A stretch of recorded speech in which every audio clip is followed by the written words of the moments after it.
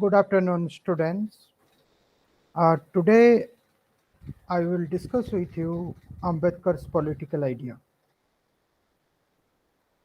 You know, learning Ambedkar, understanding his ideas, it requires one semester at least.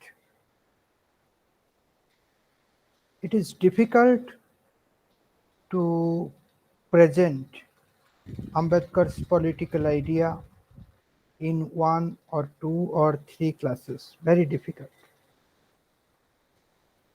But we have to do that because our system is like this. We have to deal Ambedkar's political idea. We have to understand it within one or two classes. At least I think two classes. It will be fair to deal with Ambedkar's political ideas in two classes. Now, the political thought of Ambedkar may be studied differently. Different teachers, they may handle Ambedkar's political idea differently.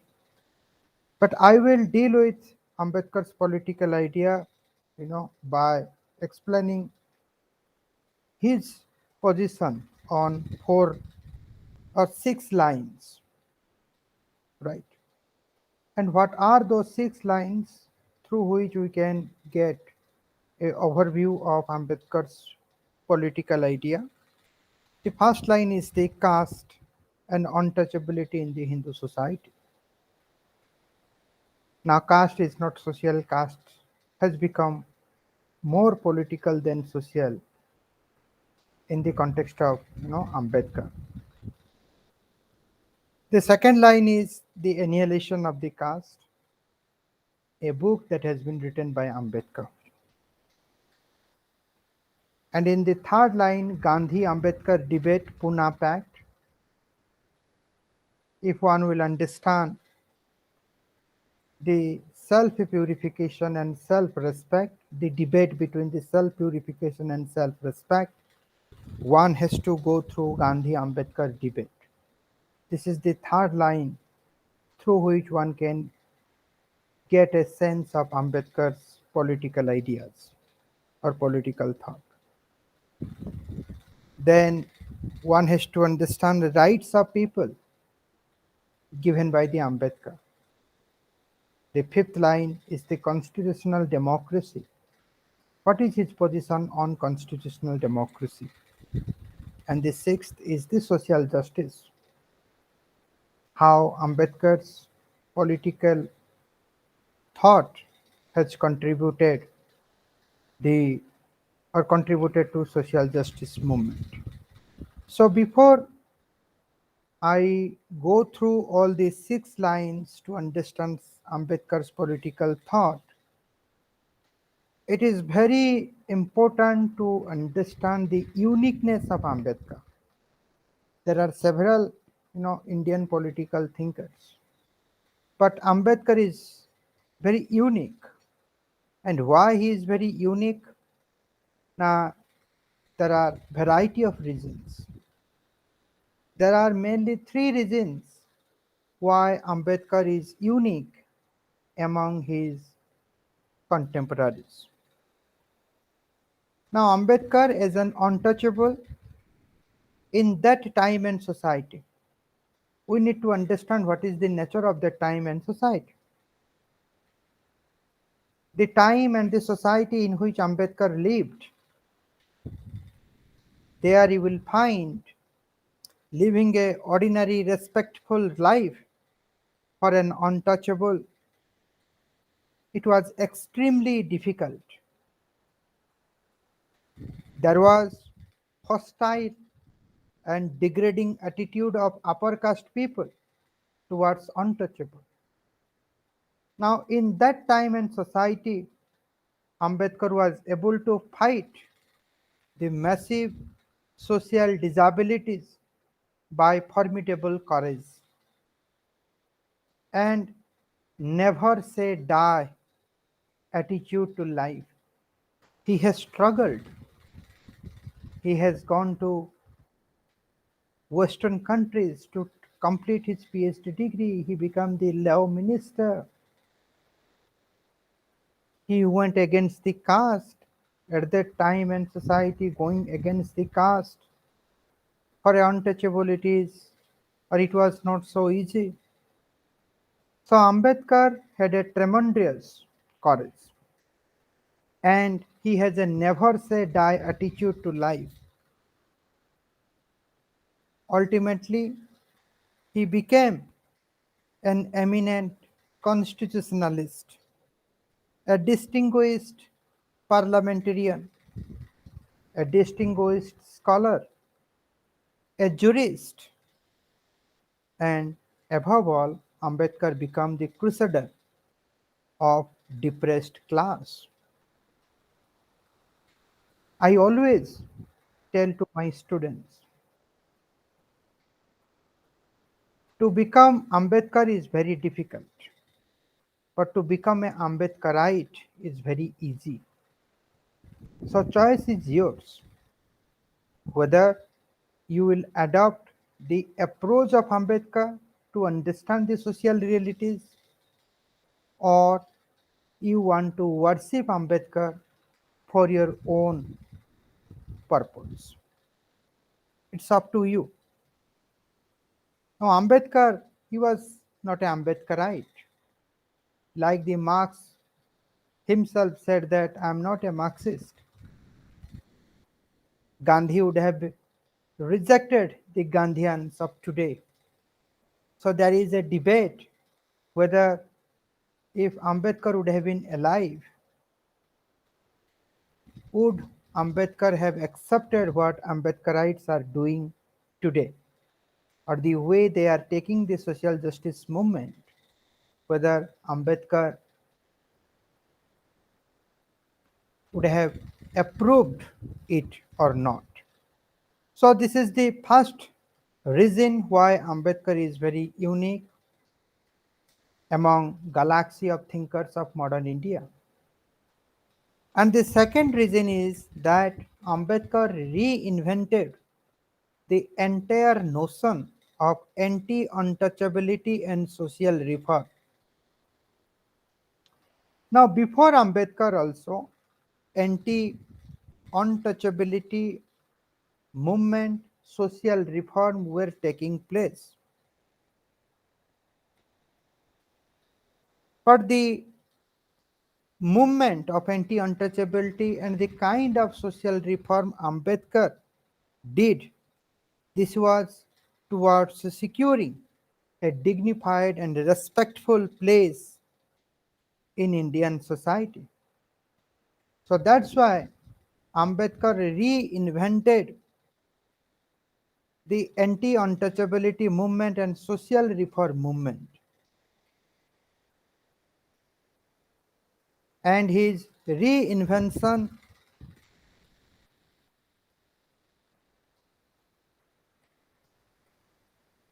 his reinvention was possible because of his a evolving flexible approach, well reasoned and multi-pronged strategy to argue with and fight against all those who were resisting the struggle of untouchable.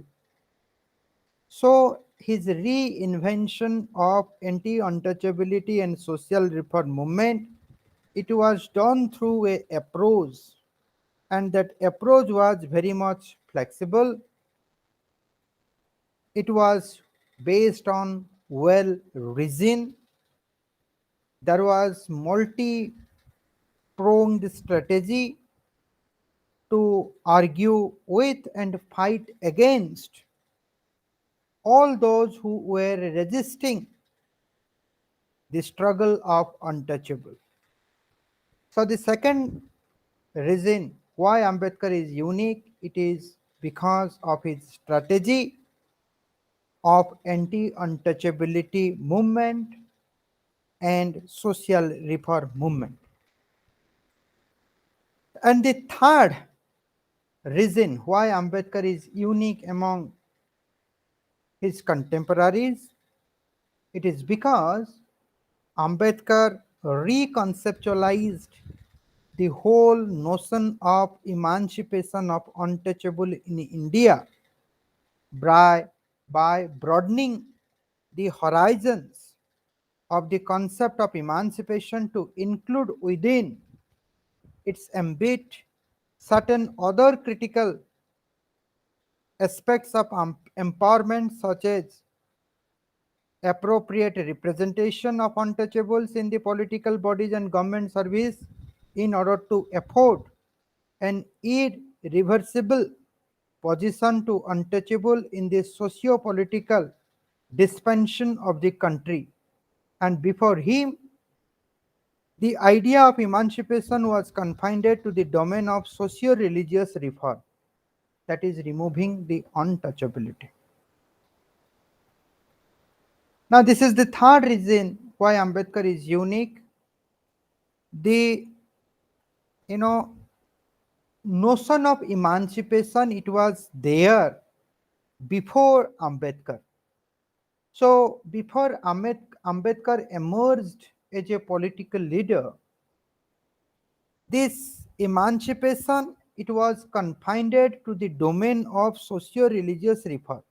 So those who were talking about the emancipation of untouchables, they were mostly talking about the removal of untouchability. So removing untouchability is socially and religiously approaching the movement of emancipation, right?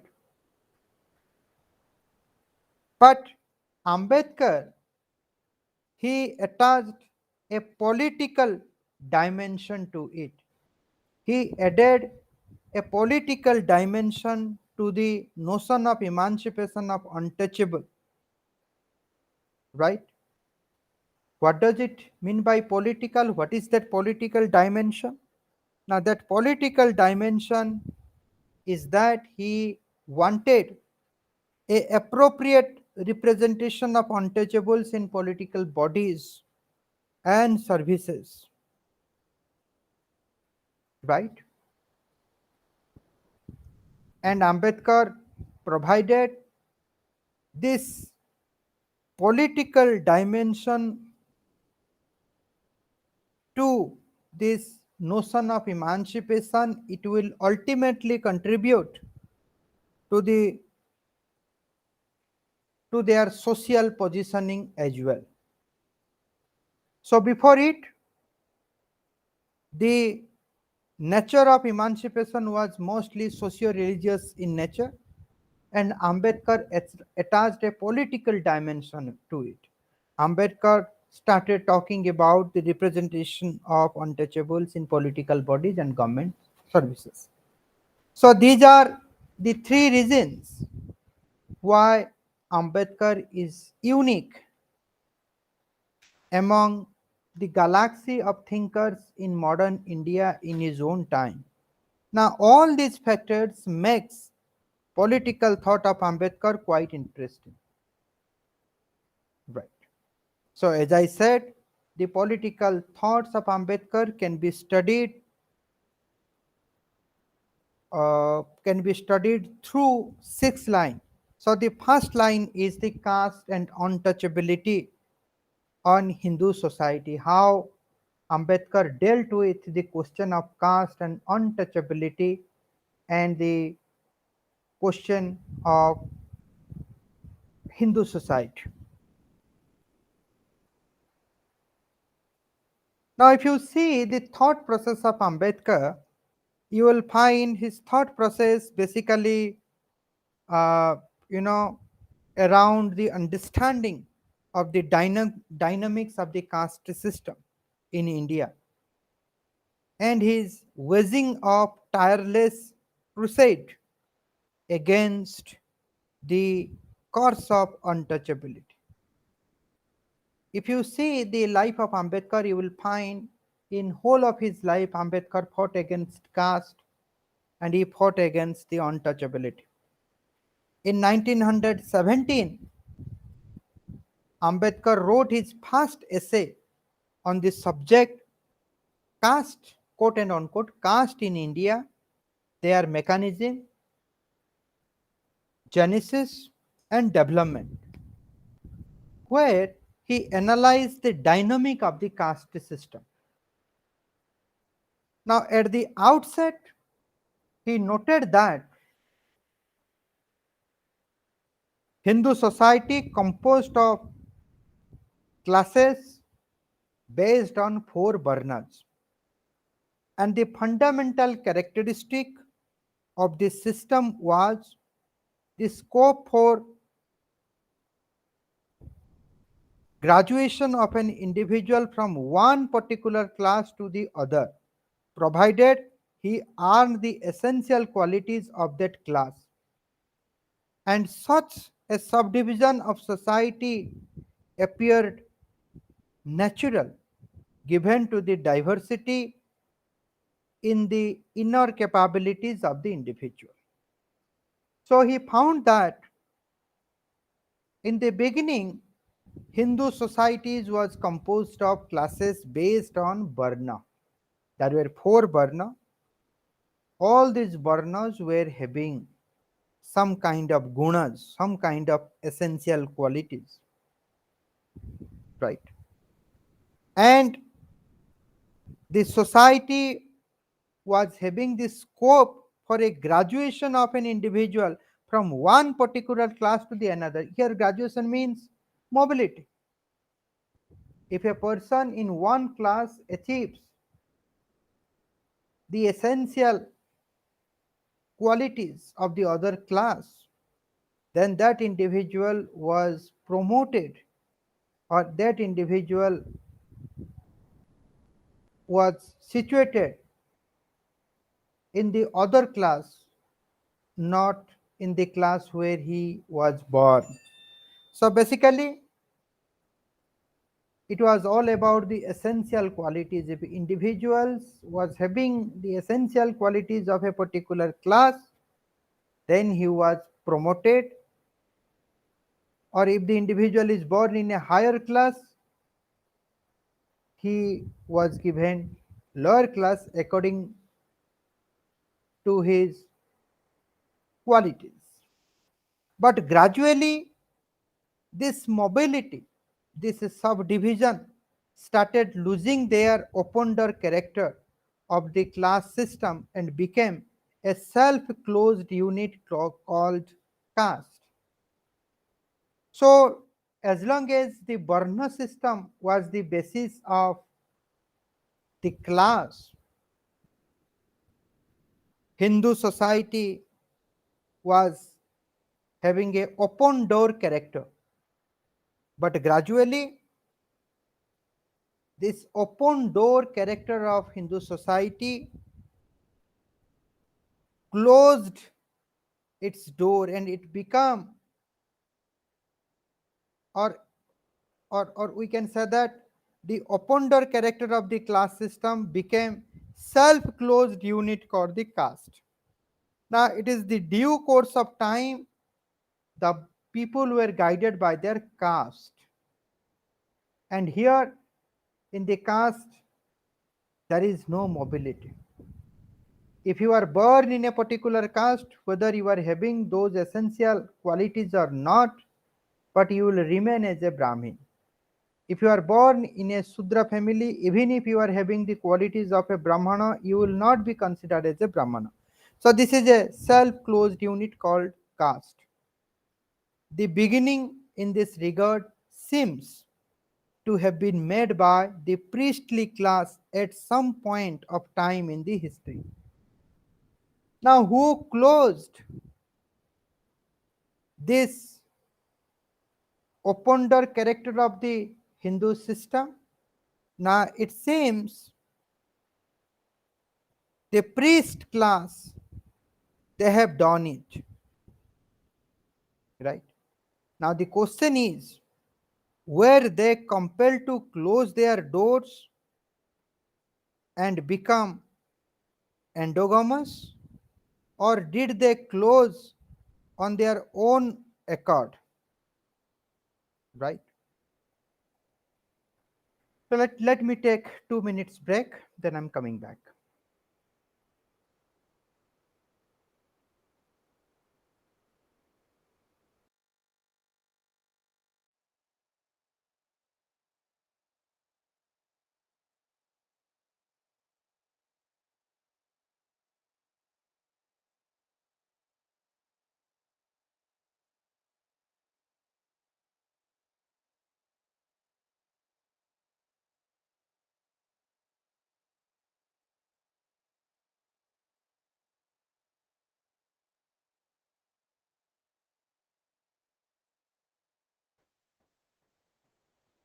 So as I said, the beginning of the self-closed system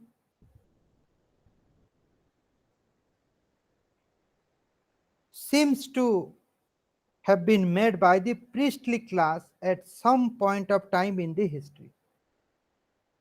So from the history, it seems that as if the priestly class, they have closed this system, they have closed this mobility. Now the question is that whether they are compelled to close it or they have closed it from their own, right?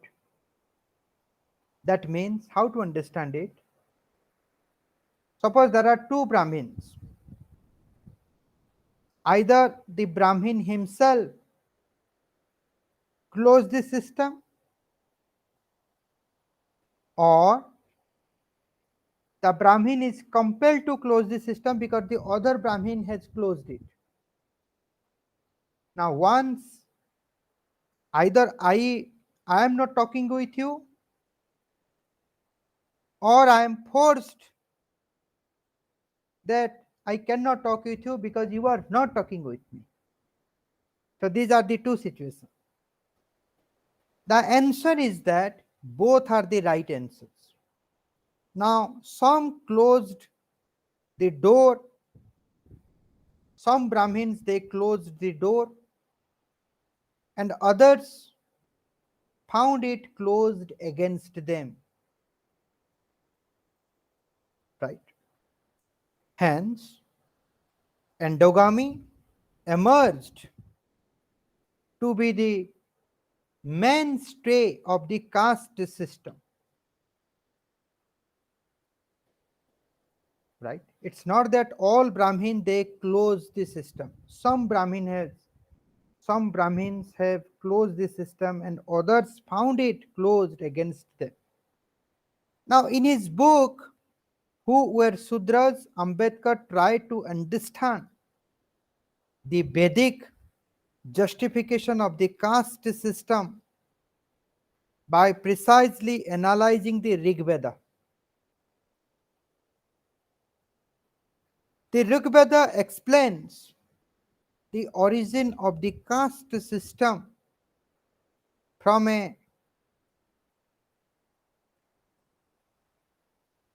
sacrificial dismemberment of the divine men whose various limbs gave birth to the various castes. In his book Who Were Sudras, Ambedkar has analyzed Rigveda and found that in Rigveda it is mentioned Brahmins are from the mouth of Lord Brahma. Kshatriyas are from the arm of Brahma. Vaishya are from the thighs of Brahma. And Shudras are from the feet of Brahma. Now, in that book, Who Were Sudra, Ambedkar denounced such an overt justification of graded inequality on the plea that no society has an official gradation fixed and permanent, with an ascending scale of reverence and a descending scale of contempt. Here reverence means deep respect to someone, and contempt means disrespect. Disrespect. So if you see the flow of respect, you will find the flow of respect is upward. Vaishya is more respectful than Sudra. Kshatriya is more respectful than Vaishya. Brahmin is more respectful than Kshatriya. And if you see the disrespect, then you will find it is downward. Kshatriya is disrespectful in comparison to Brahmin. Vaishya is disrespectful in comparison to Kshatriya. Sudra is disrespectful in comparison to Vaishya. So here we find Sudra is the most disrespectful, and Brahmins, they are the respectful individuals in this society. Now, in his monograph, The Untouchables, Who Were They and Why They Become Untouchable, Ambedkar explained the idea of untouchability. In this context, Ambedkar evolved the idea of a broken man to demarcate those who, after being defeated in the tribal war, were broken into bits and wounded around various parts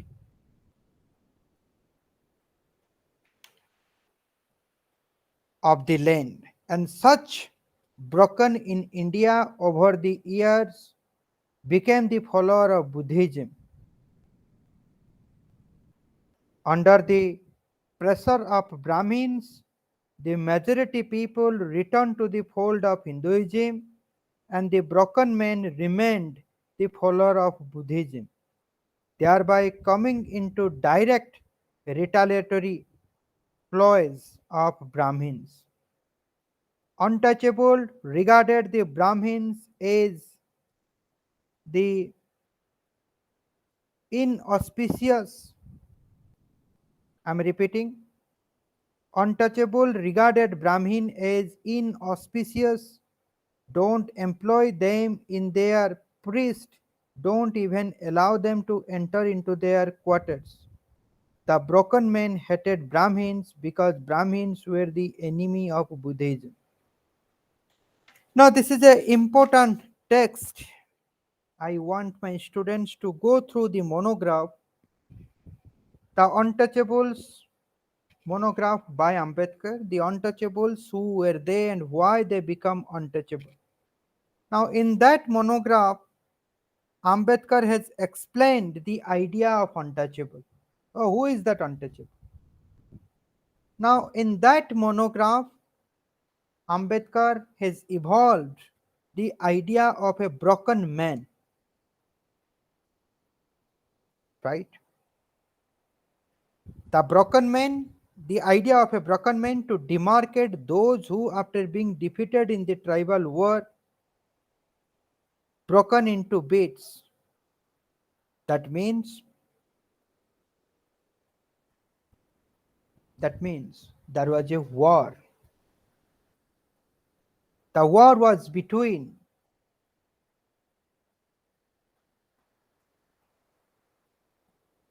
I'm sorry, let me take 1 minute to understand it, then I'm coming back.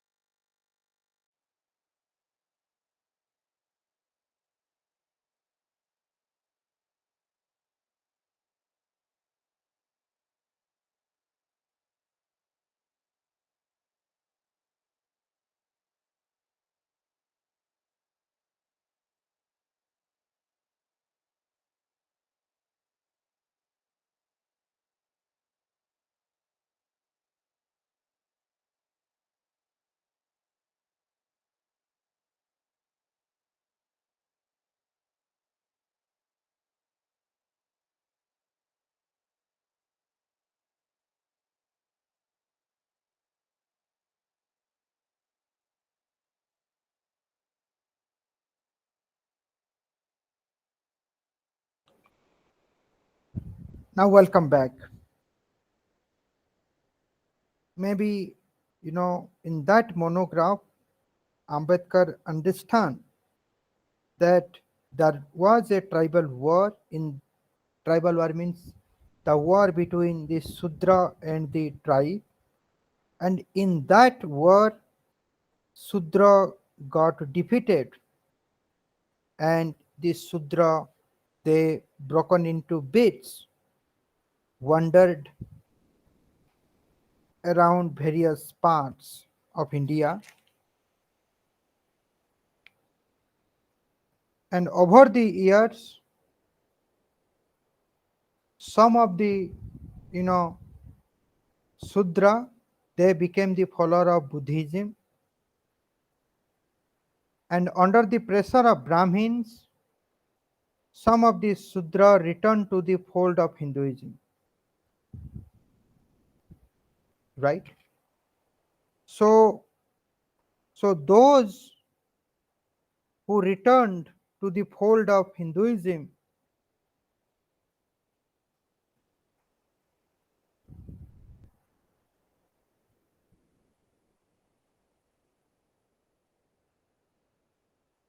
those who returned to the fold of Hinduism, to Ambedkar, maybe they are not broken men. To Ambedkar, the broken man remained the follower of Buddhism, thereby coming into direct retaliatory ploys of Brahmin. So the broken men they followed Buddhism, and Brahmins they played a retaliatory,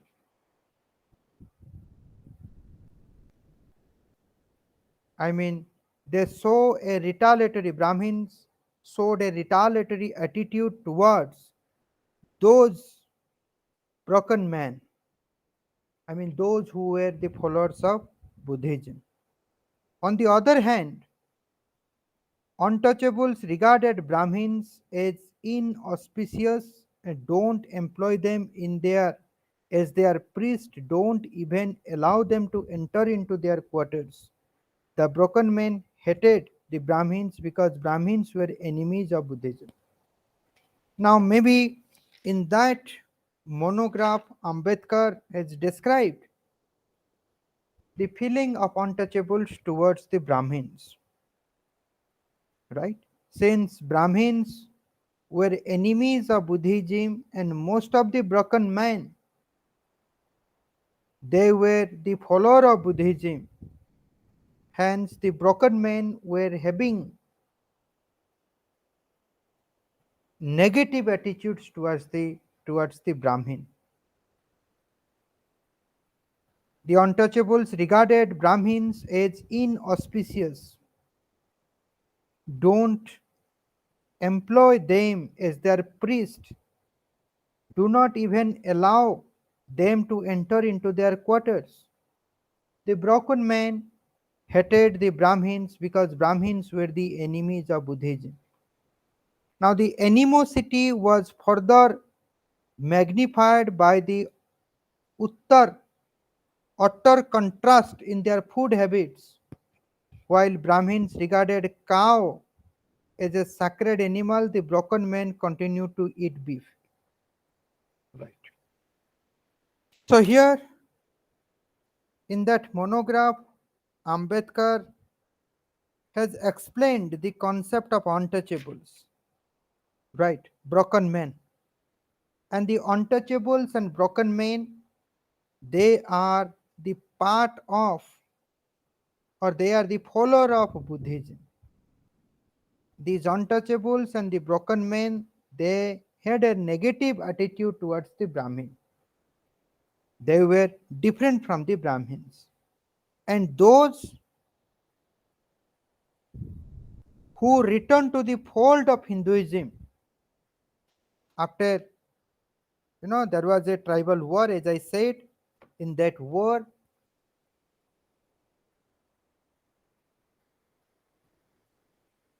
the Sudras broken into Sudras were broken into beads. So some of them joined the Buddhism, and they hated the Brahmins, and Brahmins hated them. And some of them came to the fold of Hinduism, and they started staying in the Hindu fold. Okay. So I think one can get a clearer idea if one will go through this monograph to understand this interesting finding of Ambedkar. Now, in this same monograph, Untouchables, who were they and why they become untouchable, in this same monograph, Ambedkar explained the exploitative nature of caste and asked for its annihilation in order to secure a social order based on equal status and dignity for all. Right. So that text, that monograph is very, very important. Now, the basic argument in that monograph, Ambedkar has provided that caste system is debilitating institution of Indian society, which instead of doing any good has brought irreparable loss to the untouchables and therefore needs to be eradicated without any repentance. He then exposes the inherent nature of the caste system, which has been found to be grounded in the false notion of division of labor, in conjunction with the degradation of laborers as well. Right. Very powerful argument. So those who think that caste system is a division of laborer, a division of labor, Ambedkar has countered them. To Ambedkar, caste is not the division of labor, rather, it is the degradation of laborers. Indefensible on the basis of biological purity, caste remains an irrelevant factor insofar as economic efficiency is concerned. Right? Again, Ambedkar is hitting to the caste system by saying that biological purity cannot bring the economic efficiency of that person. You cannot say that Brahmins can learn Vedas and Purana than non-Brahmins, right? You cannot say that a Vaishya is good at business. The economic efficiency of an individual is not based on his biological purity. Rather, imbued with inherent antisocial spirit, the system of caste has not only gone to exclude the aboriginal tribe from within its fold but also created wedges amongst various subcaste groups as well. So he's saying that the caste system, one can find a anti-social spirit. The caste system is having the anti-social spirit. And this caste system is not inclusive in nature, rather than it is exclusive. It excludes many from their respective folds. So consequently, Hindu religion risks the chance of losing its missionary chill and any sort of efforts at organizing the people. So it means, since caste is not inclusive in nature, since caste is exploitative in nature, since caste is all about the degradation of laborer, now it is because of the caste Hindu religion is at the risk.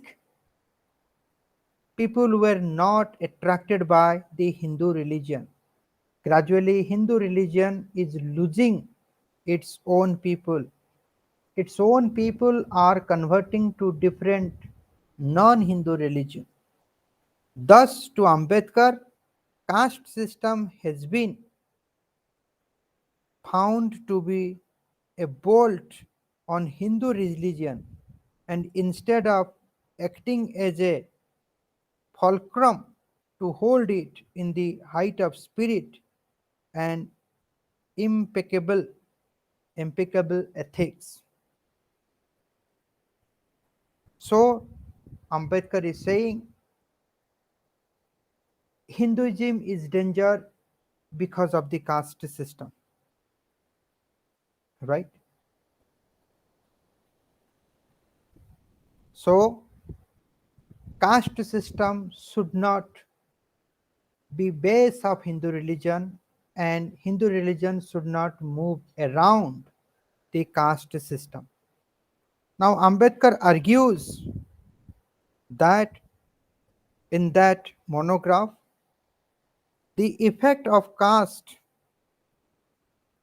on the ethics of Hindus is simply deplorable. Caste has killed the public spirit.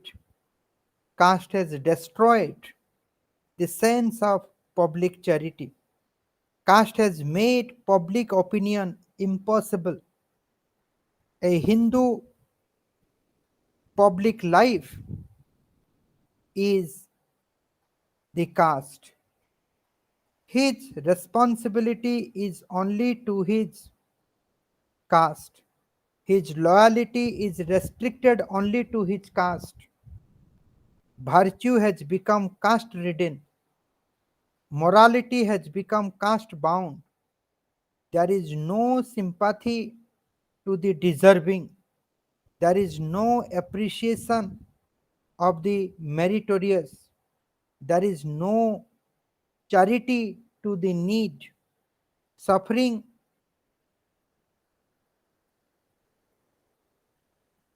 as such calls no response. There is charity, but it begins with the caste and end with the caste. If at all there is charity, then that charity begins with the caste and that charity ends with the caste. Look at the argument of Ambedkar. It's very, very powerful argument. Right. Now, caste negates the idea of an ideal society based on the virtue of liberty, equality, and fraternity, unmasking the hidden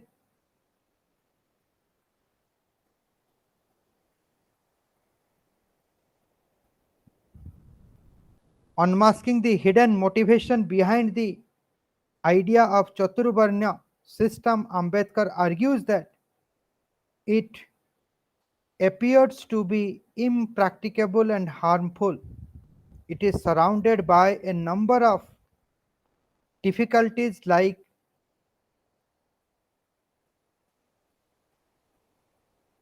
ex, explaining, exploring. Let me take. I'm facing difficulty reading my own notes. So let me take 2 minutes and coming back.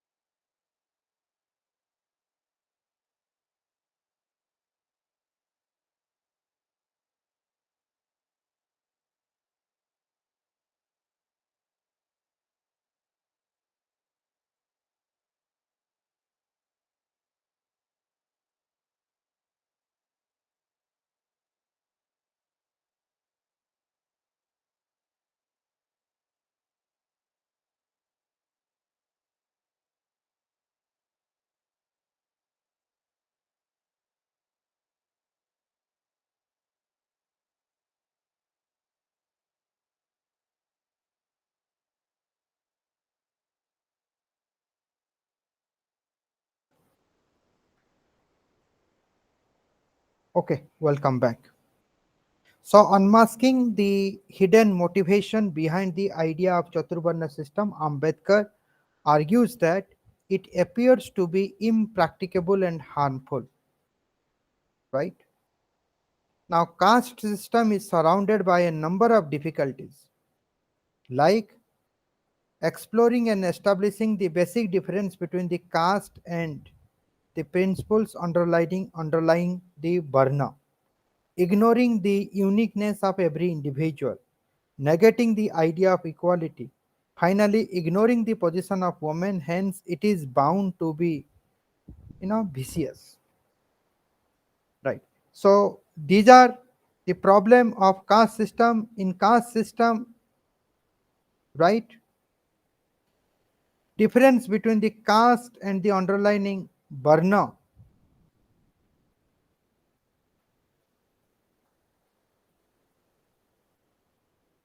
has been ignored, right? People don't talk about the varna system. So those who are living in a caste system, they don't talk about the varna system. The caste system ignores the uniqueness of every individual, the unique capabilities of every individual. The caste system negates equality. The caste system is against women. Hence, this is vicious.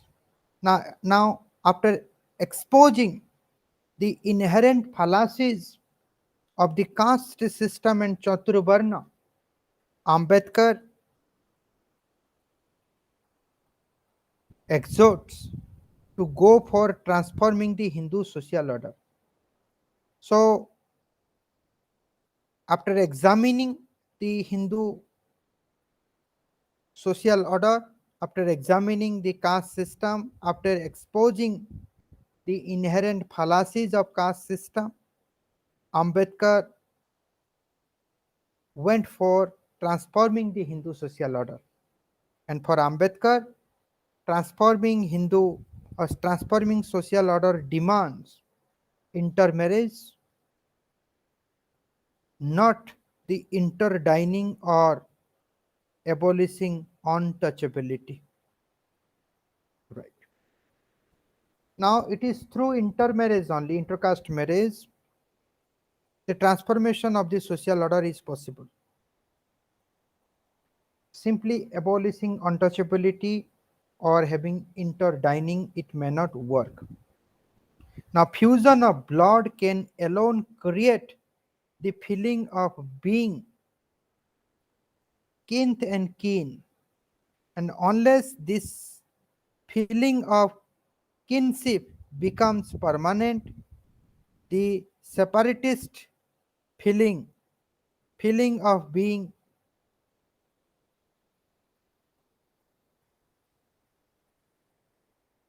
feeling or separatist feeling means feeling of being alike created by the caste will not vanish. So Ambedkar is saying that through intermarriage, through the fusion of blood, people may forget the caste. Otherwise, caste is there in our blood. So until and unless the blood has been mixed, the caste will continue. So moreover, Ambedkar argues caste has a divine basis. Therefore, abolishing the caste means destroying the sacredness and divinity. Now he's saying that caste has a divine basis. That means from Brahma, the caste, this Varna subsequently become the caste, right? Ambedkar here is also critical about the Varna system.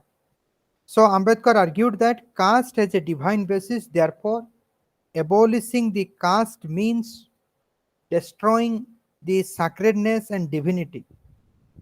This further means destroying the authority of Shastra and Vedas. However, such tasks may not be possible for certain obvious reasons. Brahman or Brahmins would not or would be the most formidable stumbling block in this context due to their vested interest in the existing social order. The other caste might go for it, keeping in mind two unique aspects of the caste system. Right? Now, Ambedkar knew that if you are going against the caste, then also you are going against the sacredness, the divinity that is attached to the caste. You are going against the Shastras and Vedas. If you are going against the caste, then you are also destroying the authorities of Shastra and Vedas. But it is not very easy because Brahmins, they are the stumbling block in this context. Because Brahmins, to Ambedkar, Brahmins have deep vested interest in Shastras and Vedas. But the other caste might not go for it, keeping in mind two unique aspects of the caste system. So Ambedkar is saying it is not only the Brahmins who are the stumbling block before this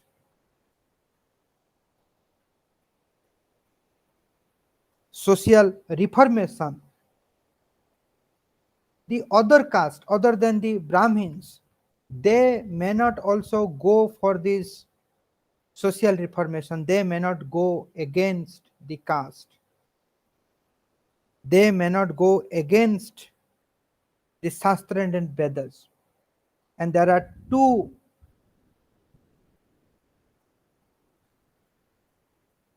and why the other caste might not go against it? It is because caste has two unique aspects attached to it.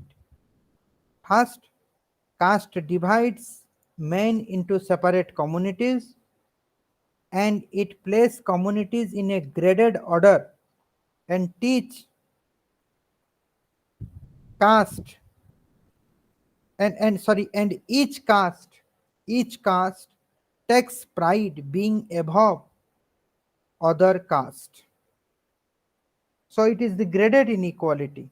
Caste divides people into different community and each community is superior to the other and inferior to the other. On abolition of caste through the destruction of religion, Ambedkar tries define the meaning of the destruction of religion. Right?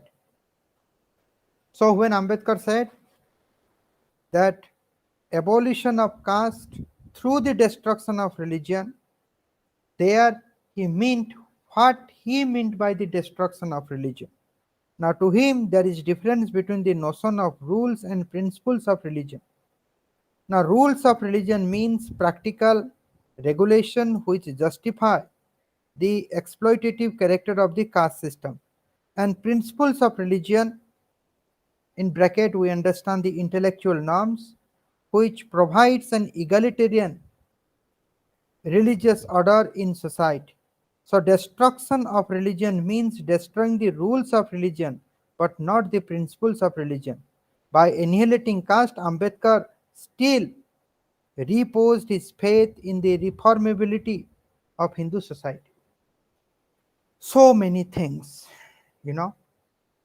Now, Ambedkar, after exposing the inherent weakness of the caste system in Hinduism, Ambedkar started movement against the caste, started annihilating, started the process of annihilation of caste.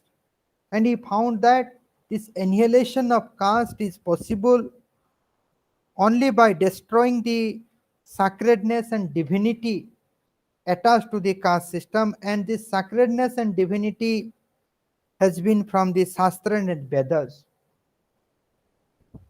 But going against Shastras and Vedas and annihilating caste is not easy, It is difficult because Brahmins were against it, because Brahmins were having deep vested interest in the Shastras and Purana.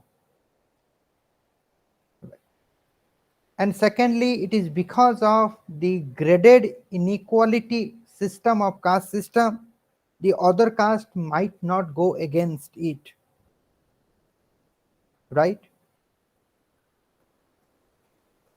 And many people, they don't support Ambedkar because Ambedkar was talking about destroying a religion in his process of abolishing the caste.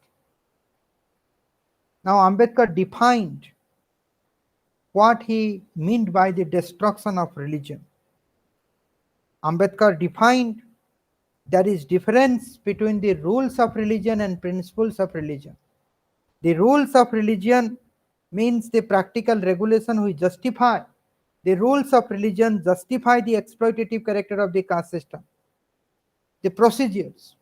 So Ambedkar was against the procedure of religion, but Ambedkar was not against the spirit of religion, and the spirit or the principle of religion which provides for a egalitarian religious order, Vasudhaiva Kutumbakam. So Ambedkar was not against the spirit of Hindu religion. Rather, Ambedkar was against the rules and procedure of Hindu religion. So destruction of religion to Ambedkar or for Ambedkar means destroying the rules of religion, but not the principles of religion. Now, after defining destruction of religion in such a way, people started joining with Ambedkar by annihilating caste. Once people joined with Ambedkar's annihilation of caste,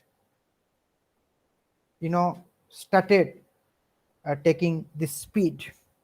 Now, by annihilating caste, Ambedkar reposed his faith in the reformability of Hindu society. So, by annihilating caste, Ambedkar, you know, gave a sense that he is a Hindu in his heart. He is a Hindu in his heart. Because as a Hindu, by annihilating caste, he is reforming the Hindu society. So students, I am stopping here. I hope you get many important points in this lecture, and in the next lecture we will discuss Gandhi Ambedkar debate, rights of people, constitutional democracy and social justice. And in those contexts, what is the understanding of Ambedkar? So, thank you.